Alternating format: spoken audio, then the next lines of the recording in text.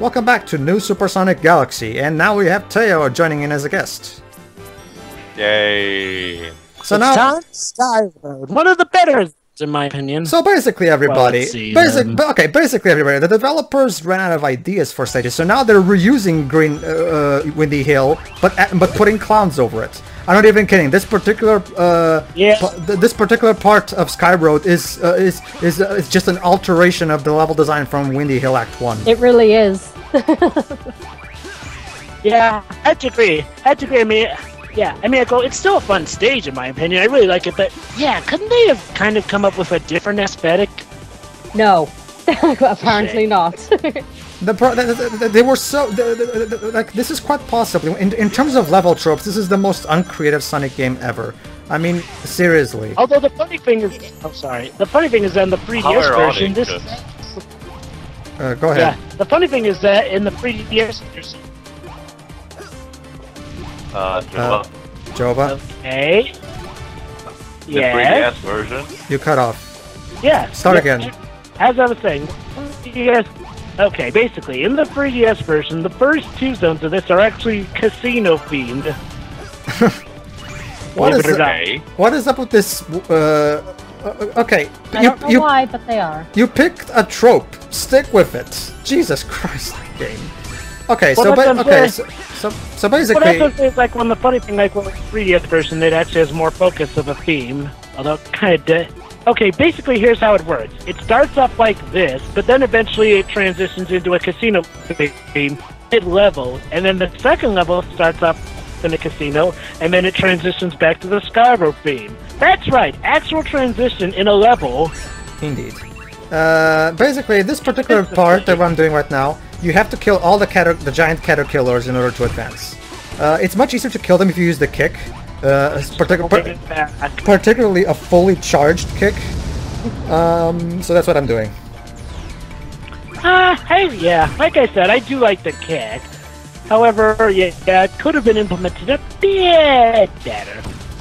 I still think there's no... That's my overall gist with this game. The gameplay overall is pretty fun, but the main problem is, like, well, how they sort of implement the new features and how the hints aren't that well integrated, shall we say. My big problem with the whole kick system is that it's an excuse to once again have multiple kill enemies, which I still think it's a stupid idea to have in a Sonic game. All normal enemies. Well, yeah, I mean, in order to kill, like, imagine, for example, if I try to kill all those caterpillars with just a normal homing attack. It will take forever, you know. Normal enemies in Sonic games should only take one hit to kill. I mean, it wasn't fun in Sonic Heroes, it wasn't fun in Shadow the Hedgehog, it wasn't fun in Sonic 06. When is Sonic Team gonna when is Sonic Team gonna realize that multiple hits? When is Sonic Team gonna realize that multiple hits in normal enemies is a no? Seriously. They've been doing this since fucking Heroes. Just wondering, what exactly does the kick have to do with multiple hit enemies, since the kick actually does take out things in one hit? No, Jova. What I mean is, if I try to take care of those giant caterpillars using just homing attacks, it takes longer hit. It takes more hits than a normal kick. No, you're not using the Wisp. No, because the Eagle Wisp is fucking horrible. That's actually one of the good ones. The Eagle Wisp is fucking horrible. The gyro controls don't work.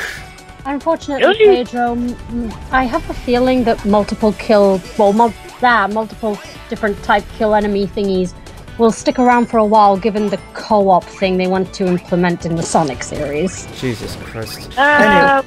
Well, I guess what I usually do is I just use the kick, and that usually doesn't have them take out. Because I mean, with co-op, probably different combinations are going to be able to defeat different enemies better and stuff. Anyway, like, sort of get what they're doing is, like, well, they're trying to make it so, like, well, you sort of have to be, you know, like, well, you sort of have to think outside the box outside of just homing attacking, which I can actually sort of respect. They want to sort of give Sonic multiple abilities, and reward you for you. I actually was perfectly fine with the way we had in Color. I actually was perfectly fine with the way we had it in Colors and Generations, but okay, fine. Anyway, I was fine with that too. I'm fucking grateful. Well, I was fine with it too. I'm just saying, like, well, I can sort of see what they're doing, and, like, well, I mean, I guess if done right, they can pull something out with it. Anyway, yes, Teo. Basically, the way this boss... Basically, this is a Sonic Rush style boss where you're going on in a circle. Basically, every time those things pop up, I have to throw them back at him. That's pretty much how it is. I actually was referring to one of the planets we passed. It was shaped in a pretzel form. Well, this game has a fascination for sweets, so... Yeah, I wouldn't be surprised. Anyway, Shiroi, have you gotten around to playing the demo of the game on the eShop? No, but I'm doing that tomorrow, actually. Oh, be sure to post your thoughts about it in the next part we're doing. Because, and by the way, Shiroi, keep in mind that the level the demo has, which is in Windy Elect 1, that's the best level in the game. So don't trust me. The game gets can get a lot worse, particularly for Frozen Factory Act 2. That's rather subjective. Okay. Okay. Let me reassure you. That's actually rather subjective. I actually find that the game can actually be pretty good in sections like this, where they actually combine stuff like the mock speed sections of sort, which actually have to test you about. It's rather subjective. Basically, I'll put it like this: if you like how the demo goes, then yeah. Can I be your sidekick? What? Shut up! What kind of question is that? I didn't. True. Okay. I just thought it might be better to work for you than Eggman. Hello. Remind me again. Oh, I actually like this joke. I actually like this moment. I won't fail again. I will save Tails. It's stuff like that that makes Wow. me Oh, Project I like Ben's reaction. Seriously, I'm right here. I can still hear you. Okay. Anyway, going back to what I was saying, if you like the demo, I would suggest you do get the game, because, the way I feel is, once you get a proper handle on how the controls and whatnot work, the game can actually be very fun, especially if it's fun to speedrun. Oh, hi, characterless... Bowser. Yeah, pretty much. I'm not even kidding. There's the final battle against Zavok is literally a Bowser battle from the new Super Mario Bros. Games. I actually like Zavok. Yeah, too bad he doesn't have a character. Like, literally, he's just every evil villain cliche rolled into one. Well, the Deadly Six archetypes, anyway. Yeah. Yes, Yeah. They're not characters, that's sort of they're... the thing. I'm actually surprised with the evil. Okay, I like this music track. Yeah, me too. I also Anyway, love this level. I also love this level. And lagging again. Flag! It's a good combination of the right timing, a good use of the different speeds and whatnot, and it's got a good sense of platform. And lag. But as I was saying, this is one of the levels that... It's levels like these that definitely make the game worth the purchase. It's like, the quality is kind of varied and far and few between, but like I say, once you definitely get, the overall know-how of how the controls work, levels like this can actually be very fun. It's like, there's a good problem with this level, the timing, right? My problem with this level is not the level design itself. The problem with this level is the fucking laser attack that the snakes have, because, it becomes, compared to the fact that the platforms are very small and you don't have that much space to maneuver, and it's pretty much almost impossible to... I don't like using the spin dash in this game, honestly. I don't know. For some reason, it feels off to me. I don't know. I kind of prefer the way the spin dash was done. I kind of prefer the way the spin dash was done in Sonic Adventure 1, honestly. Basically, the way the spin dash works in this is like, So now we're in Toho, apparently. Yeah. Basically, the way the spin dash works is you hold down the left button, and by doing that, you can perform the spin dash. By holding the yellow button, but also spin dash. I jumped, and there was no laser on me, and then all of a sudden, boom, laser, like in a nanosecond. That's because you actually have to time it right. Make a suggestion, Pedro. Never play Outland. Exactly. You see, Pedro, the way it works is like... You don't even know what I'm talking about. Why are you agreeing with me? Because I actually do know what you're talking about. But anyway, as I was saying, Pedro... Okay, the developer publisher, now. Hey, look. Just because I played the game doesn't mean I actually paid attention to who did that.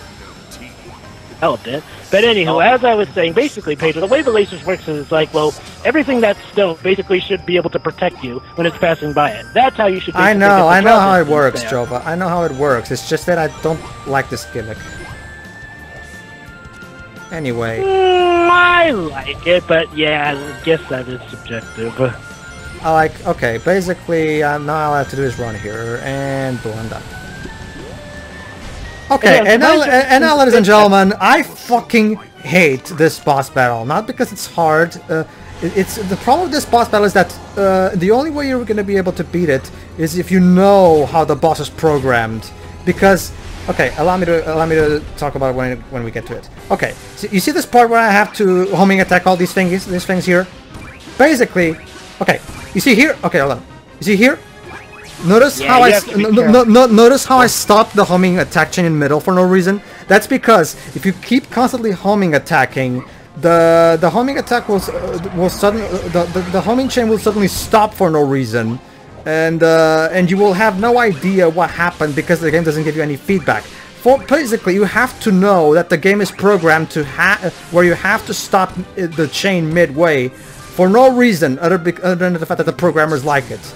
Like seriously, I could not. I spent so many hours trying to beat this boss, and I couldn't for the life of me do it. 2 hits and you're done.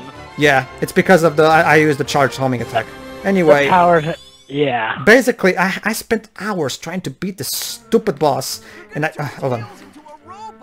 That's horrible. Oh, I don't know. Being a robot's not so bad. Remind me again why your wooden cubots are loved by fans. Brain's head on me was a good idea. They're sort of the robotic duo of the group. They're supposed to be the spiritual successors to Scratching. And from what I can gather, and they were handled actually rather well in colors. Anyway, what I was saying. And also the Boom TV series as well. Anyway, what I was saying. I spent so many hours trying to beat that boss battle against Zavok because I had no idea what the fuck I was doing. I was doing the homing attacks on the snake back, and then the chain stopped. Yeah, I'm trying to show off all the stages, so here we are. And here okay, Teo. Basically, Teo, this Sonic decided to say fuck you to gravity and fly for no reason. I'm not even kidding. There's no reason. There's no reason. Sonic Why couldn't we have a section with Knuckles for that? Because Sonic only. Just saying, he can glide, so he would be justified to do this. Because according to Sonic Team... Yeah, actually it would. Because according to Sonic Team, no other characters exist for gameplay purposes. But the point is, okay, basically this is how it works, Teo. I can go into the ceiling and be fine, but if I drop to the ground, I die. Basically, the ground is now the death. So it's a nice throwback to the NES era. I guess. This is supposed to... I guess so. I mean, this is a Mario game. Basically, you're telling me that the game has decided to become Silver Surfer. Well, this game is a Mario game pretending to... This game is a Mario game pretending to be a Sonic game, so yeah. Anyway, what I was trying to say about the boss, yeah. Basically, Sonic can now fly for no reason.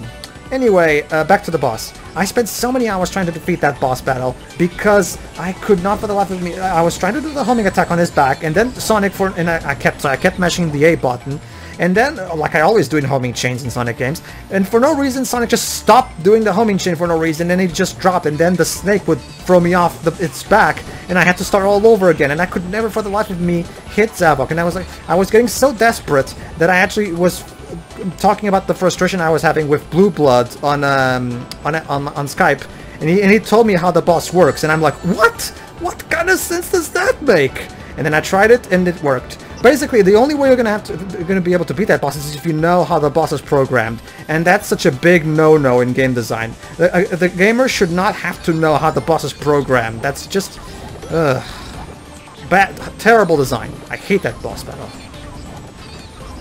Go ahead, Jova. Oh yeah. What should I talk about? I don't really like this level. Nobody likes this level. This level comes the fuck out of nowhere. Why did they even include this level? I mean, wouldn't it make okay, I have a theory for that. I have a theory for that. I actually do have something to say now. You know what, Pedro? Wouldn't it make more sense if we had a stage where we could play as Sonic and Tails on the tornado? Oh wait. Yeah. Actually, Jova, I have a theory on that. You know how the Super Mario Galaxy games have plenty of variety based on various levels being based on different gimmicks?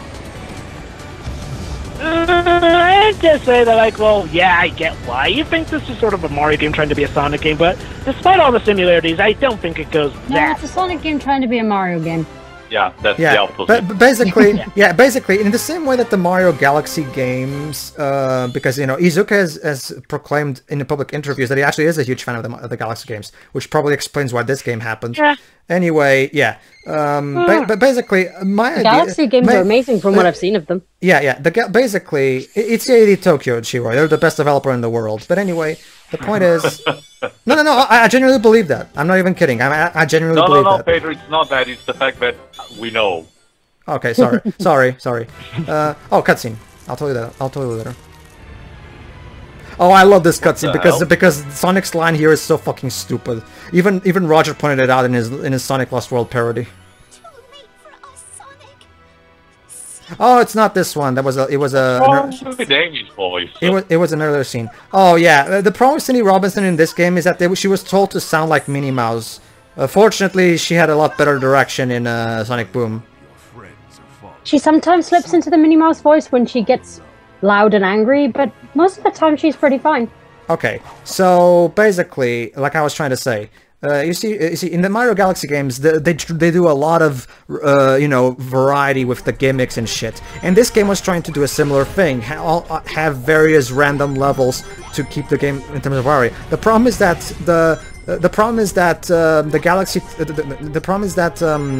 Sonic Team doesn't have the skills that AD Tokyo has, so they don't. Yeah, Sonic Team does have the skills, but the problem is that they don't use them. Anyway. I hate this level too. So I'm gonna put I love this level actually. I hate this level because I hate this level because it again, like actually Teo brought up a good point. It brings back an NES thing that should have been died. Basically, Teo, you know how there was ground below us there? Well, now if I fall, I die. Even though there's actual ground there. Yeah, that's right. Contra syndrome. Auto-scrolling. Yeah, auto-scrolling. Sonic Team could not do scrolling just for the sake of... Yeah, okay, Sonic Team... Apparently Sonic Team didn't get the memo when developers decided that the NES era was the last time they would use this stupid thing. Jesus Christ. This is such an old, archaic level design thing. Why? Why make it like this? If I know there's ground there, why can't I just fall? This is such... Ugh. It makes the level a lot more frustrating than it needs to be. I hate this particular type of... can you even think... Oh God. Can you even think of any platformer make... Pedro, why are you using the music list? Because, okay, basically, Teo, the musical note twist has no point other than just, well, do this. No, I'm talking about the level theme, you know. Why mixing traditional ghost with Egypt-style pyramids? It's trying to be a throwback. Basically, they're trying to do a throwback to Sandopolis, but the level trope itself... But the level trope itself is taken from Super Mario Brothers level, desert levels. Anyway, Hold on. Now hold on. Oh wait, hold on. Actually, what? Yeah, you may have a point. Spike falls in the desert. Sand, shit, sand, all that shit. Anyway, Jova, you wanted to say why you like this level? Yeah, it's sections like these. I actually like the slip and slide, the positioning. It's like it's a good sense of speed and also avoiding. And also, as for the 2D sections, yeah, the whole you know, death when you fall thing is rather BS. But other than that, I actually do like the platforming gimmicks they throw in with the whole switch pad and the tricks you can pull off with it. I guess it's sort of like, well, I sort of like the challenge that it gives you. Also, I like the theme of this level too, aesthetic-wise. What about you, Shuri? What do you think of that particular game mechanic where you die even though there's there's floor there? Oh, Pedro,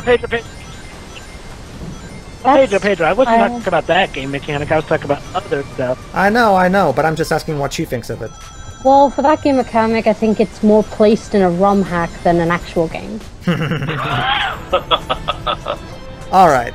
Okay, so I don't like this particular section because... okay. Yeah, whatever. Oh. Anyway. Okay. Anyway, what I was trying to say is, I don't like this section because there's a bit of bullshit in how many pieces of spikes are thrown at you in this particular section, and I don't know, I think it's a little too much, and they don't really give you enough time to avoid them. But anyway, Jova. I think that they do, but yeah. Oh, like I said, I mean, I guess I never really got the sense of the trouble with the timing. And like, I actually feel that they do give you a fair enough amount of time with these things and avoiding them I think so. I mean, even I can see them from quite a distance, looking at this. Even the smaller ones. So I don't... 2D section. You know what that means? I guess that just... Is this one of the ones with floors? I mean, I have to say, though, the transition between the two sections seems to be too quick. Yeah. Eh?